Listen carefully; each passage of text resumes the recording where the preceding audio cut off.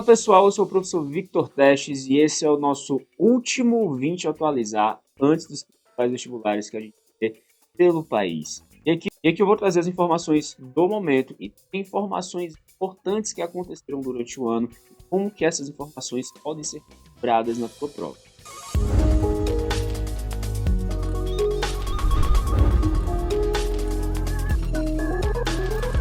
Mas antes de mais nada, como o meu objetivo aqui é atualizar e informar vocês, preciso deixar claro uma coisa que eu sei que já falei em outro episódio do 20 Atualizar. Mas devido ao fato de nós termos em breve o segundo eleição, faz-se necessário explicar sobre voto branco e voto nulo. A explicação é a seguinte: professor, voto branco e voto nulo, eles servem para alguma coisa? Existe aí um mito de que esses votos eles seriam creditados, eles seriam colocados para o candidato que estivesse vencendo a eleição.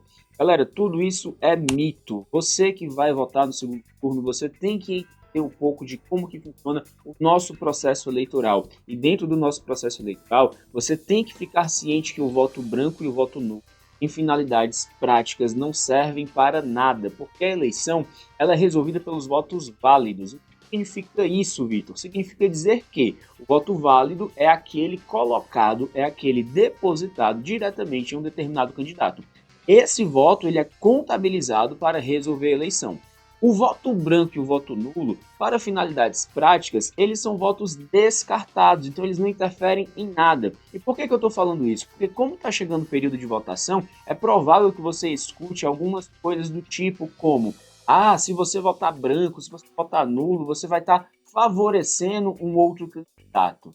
Vai estar deixando de colocar o seu voto em um candidato que poderia ser da sua escolha, mas nenhum candidato vai ser favorecido pelo voto que você deixou dar. Então, voto branco e voto nulo não decidem eleições. E fique ciente disso para quando você for para a votação no segundo turno. Por isso, vamos para os assuntos importantes, não do momento, não da semana. Eu quero começar esse vídeo atualizar, na verdade, falando de temas que podem ocorrer no teu vestibular. A gente sabe que você que está assistindo esse programa, muito provavelmente você vai realizar a prova. Como a gente também conhece a nossa audiência, a gente sabe que muitos dos nossos seguidores, as pessoas que acompanham o vídeo atualizar, são pessoas do estado do Ceará. Possivelmente você vai fazer o vestibular da UES, talvez o vestibular da URF. Professor, o que é que eu posso esperar nesse vestibular a respeito de assuntos, de temas do momento? Quais são as bases teóricas, os noticiários que eu preciso tomar como referência? Pois bem, você tem que chegar no seu vestibular sabendo a respeito dos conflitos internacionais. Tem que chegar sabendo a respeito de Israel e Palestina. Professor, mas Israel e Palestina foi uma coisa que começou esse ano. Será que pode ser cobrado no Enem, que é uma prova de nível nacional? Na verdade, não começou esse ano. Se você parar para observar, o conflito entre Israel e Palestina ele vai datar de 1948, quando é criado o Estado de Israel. Só que, em determinados momentos, existem as ofensivas, as escaladas violentas. E esses momentos acabam estourando guerras. A gente não sabe necessariamente quanto tempo vai durar. Então a gente vem identificando uma escalada violenta desde o ano de 2006, quando o Hamas entrou no território de Israel e atacou diretamente o território.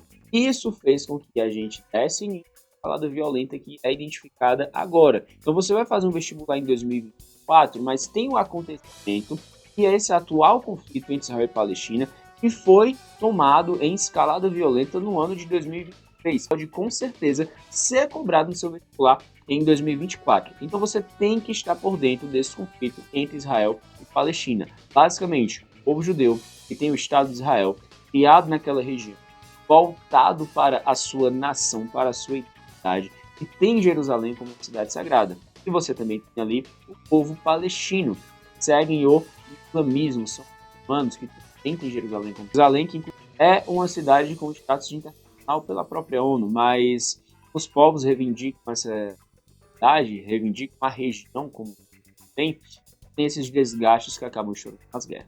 Além de Israel e Palestina, uma ótima aposta que a gente tem lá são questões sobre a China, tá certo? Professor, China, o que é que pode cair?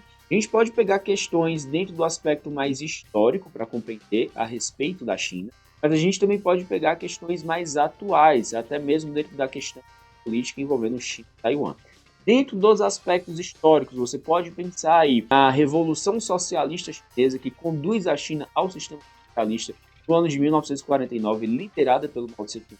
Você pode pensar na Revolução Cultural, instituída pelo Mao Tse-tung para acabar com qualquer resquício de capitalismo que pudesse existir na China. Você vai pensar na morte de Mao Tse-tung, na abertura econômica que vem após esse acontecimento, a abertura para o capital internacional, a chegada das empresas estrangeiras e a exploração da mão de obra barata que o povo chinês representa. O capitalismo ele vai em busca para lucrar, é interessante que eu consiga lucrar em cima do trabalho. E no caso desse trabalho, é a mão de obra barata que os chineses representam. Outro ponto importante da China também é você saber a respeito da política do filho único, que já deixou de existir. De 2015 para 2016, eles voltaram atrás, permitindo que casais chineses pudessem ter até 2 filhos, e atualmente eles permitem que o casal chinês tenha até 3 filhos. Mas na pauta ambiental, isso sempre cai no Enem. Eu não estou querendo pagar aqui cara que é mágico, que é o mago do Enem, que adivinha, não é necessariamente, mas a pauta ambiental. Você pode ter certeza que vão ter questões explorando a temática do agronegócio, como esse agronegócio é agressivo ao meio ambiente, principalmente em regiões de cerrado e regiões da Amazônia.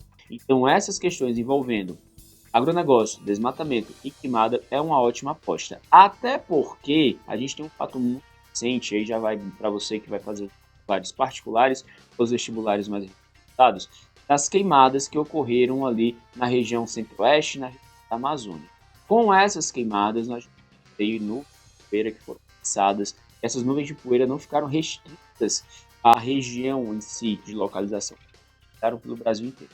A gente aqui em Fortaleza, Ceará, tivemos um sábado, eu lembro muito disso, tivemos um sábado no dia e estava sobre Fortaleza, tá bom? Então essa questão das queimadas, do desmatamento, do avanço do agronegócio, da produção de commodities. O que são essas commodities, professor? São essas matérias-primas comercializadas basicamente no mercado bruto, em grandes quantidades, voltadas para a exportação, porque é basicamente isso que o agro brasileiro busca produzir, é esse mercado que atender. Então isso também é uma ótima referência para o claro. E como estamos falando da pauta ambiental, nós não podemos ser de uma referência das partes voltada para o debate ambiental, voltada para a compreensão de problemáticas e soluções daquilo que está ocorrendo dentro do planeta Terra, como e agora informação de atualidades voltado para o outro lado da moeda. Quero falar a respeito daquele da zona rural que luta pelo acesso à terra. Eu quero falar aqui por movimentos em terra que luta pela reforma agrária, que basicamente redistribui as terras, ou seja, a redistribuição das terras na zona rural, a redistribuição das terras no campo, a partir de latifúndios que sejam produtivos. Esses pequenos produtores, eles carecem de investimento muitas vezes para que possam produzir, visto que a maior parte dos investimentos acabam sendo destinados para o agronegócio. E qual que seria a solução para o MST, para esses pequenos produtores? Bem, o MST lançou um fundo de investimentos para levantar recursos. Qual finalidade? De financiar as suas cooperativas e otimizar, melhorar, alavancar a sua produção. Então você tem uma questão de pauta social, um movimento social como o MST, muitas vezes tomado como um movimento marginalizado, carece de investimentos, mas que está dando aí a sua maneira. Tá? Tem muitos questionamentos em volta disso, porque muitos se perguntam sobre para onde vai esse dinheiro. De forma simples, clara e direta, esse dinheiro ele deve para as cooperativas, para a produção dos assentamentos que já tiveram um processo de reforma. Essa é a finalidade de hoje. Mas os questionamentos a respeito do que você vai fazer vem muito pelo outro lado da moeda, aquelas que não dão a devida credibilidade ao movimento e acreditam que esse dinheiro não vai chegar da forma devida às pessoas que deveriam. Mas enfim, isso é algo novo, é algo que ainda vai ser colocado em prática. Vou voltar agora também para a pauta ambiental mais uma vez. Pauta ambiental, galera, sempre muito importante para todo e qualquer vestibular, certo? Professor, o que é que eu preciso saber da pauta ambiental em termos de atualidade e informação? A gente teve acontecimentos bem importantes dentro de um período recente, né? Inclusive acontecimentos em sequência. A gente tem aí, infelizmente, a referência das queimadas no Brasil, que queimadas aqui. Teve na última semana, 2 queimadas, 2 a ocorrência do furacão Milton lá nos Estados Unidos. E a gente também teve na última semana chuvas no deserto do Saara.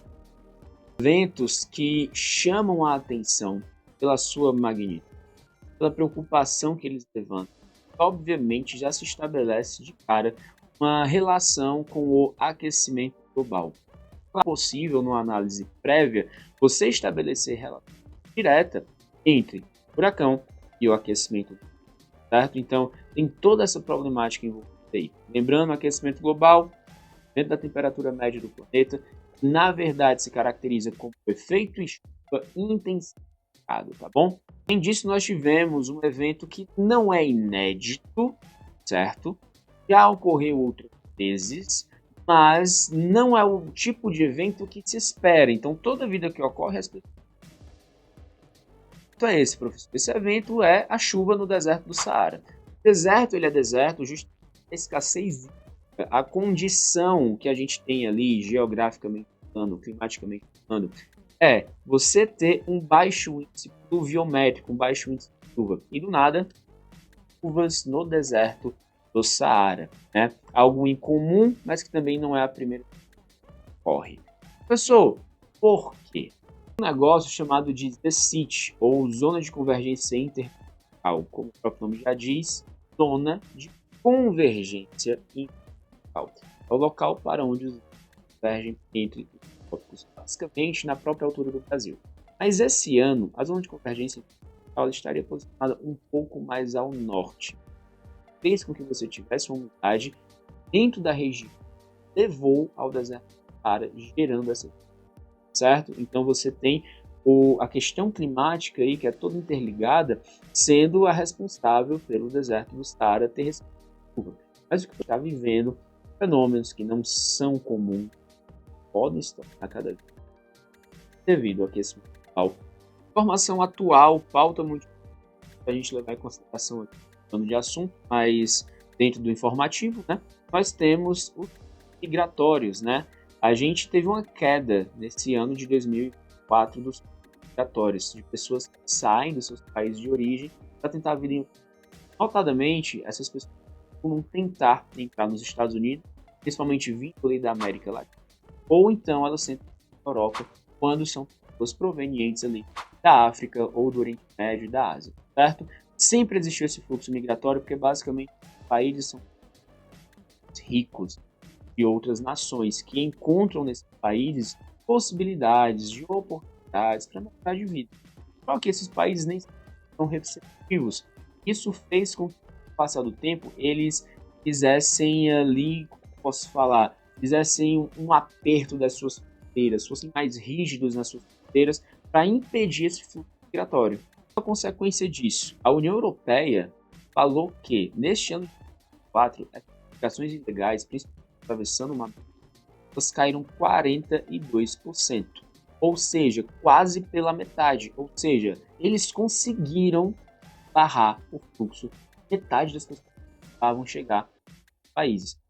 Gente, porém, entretanto, a gente tem que levar em consideração que a causa humanitária, a pauta humanitária, pessoas estão saindo do seu lugar. Talvez elas não quisessem sair, mas elas necessitam. Muitas vezes é fugindo de guerra civil, de uma condição climática desconfortável, de uma vida de pobreza e miséria. E caso essas pessoas saírem, elas correm sérios riscos de vida. Então a gente tem uma causa humanitária que leva essas pessoas ao movimento, que leva essas pessoas à ação. Analisar atualidades aqui voltado para o Brasil, nós não vamos ter no ano de 2024 o nosso horário de verão. Horário de verão que nosso país adotou algumas vezes, mas desde 2009 já não era mais adotado. Tinha uma possibilidade de, no ano de 2024, esse horário de verão ser retomado pelo fato de que o horário de verão ele busca a energia. E a gente está... Tanto é que nós estamos com a nossa energia. A energia mais cara porque está sendo produzida, ou está sendo produzida de forma mais a partir das nossas termoelétricas. Já dei essas explicações. Então, como o horário de verão tem como para energia, existia a possibilidade de que ele fosse tomado para que a gente passe energia, visto que os nossos reservatórios de elétricas eles estariam o quê? Com menos volume de água. Então, a geração de energia. Mas, vislumbrando aí, né, situações futuras. Aparentemente não será necessário para o ano de 2024 e em 2020 a possibilidade ela vai ser tomada. E esse foi o nosso último 20 atualizado de 2024. A gente veio com essa segunda temporada um pouco mais curta, um pouco mais reduzida, mas a gente veio com toda a vontade de ajudar você a gabaritar questões de se manter nada. Ano passado nós recebemos um feedback muito interessante dos alunos. Que os vídeos desse ano também consiga de alguma forma tornar você um cidadão, uma cidadã mais informado. Também você vestibulando consiga conseguir gabaritar a questão com base nas informações trazidas. Em 2025, se Deus quiser, estaremos de volta com esse projeto grande, melhor, sempre otimizando, como nós otimizamos nesse ano de 2024. Mudamos cenário, conseguimos aqui nova, enfim. É sempre um prazer estar com vocês. Muito obrigado. Para qualquer pode entrar em contato com a feito, você pode mandar no Instagram, @Victor. Ok? É isso, um beijo, um abraço e a firma não para.